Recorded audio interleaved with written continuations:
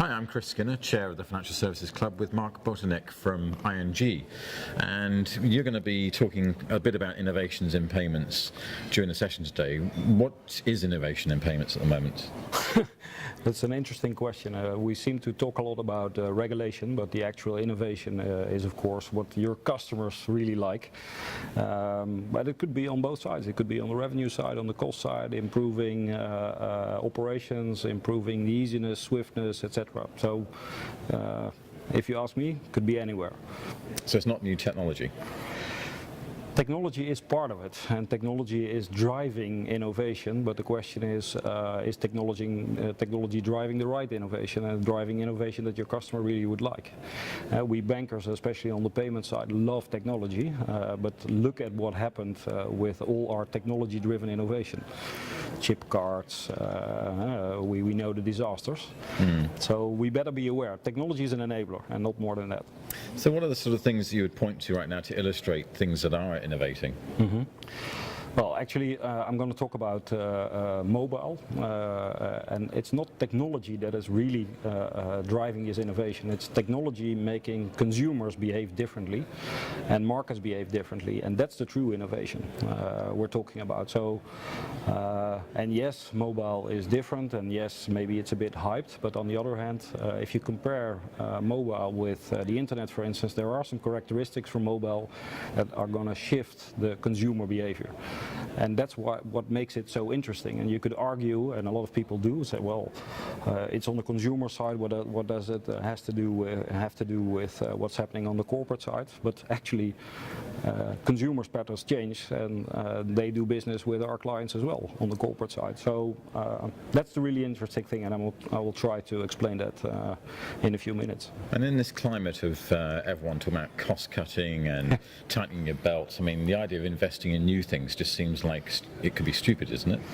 Yeah, on the other hand, if you're just watching your cost and you don't think about your future business model, you'll be end of the business as well. We are trying, I think we need to try to avoid that we commoditize our franchise, and that's actually what's going on, and that's what we're doing to ourselves, and that's what the regulators are doing to ourselves, commoditizing the business. And there's only one way out in well, there are actually two ways out in commoditizing the business: either be very big, but only a few can do that, or innovate and try to come up with new business models. And that's the way out.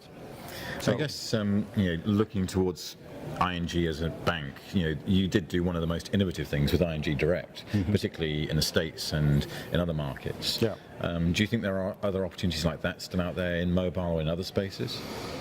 Yeah,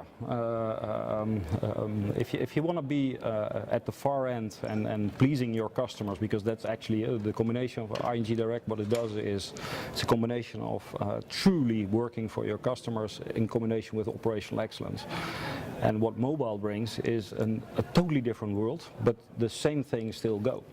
So yes, there's still an opportunity, and some of the things we can do on our own as a bank, but some of the things we need cooperation from other banks, and we need to work together to fight the common enemy, which is commoditization in general.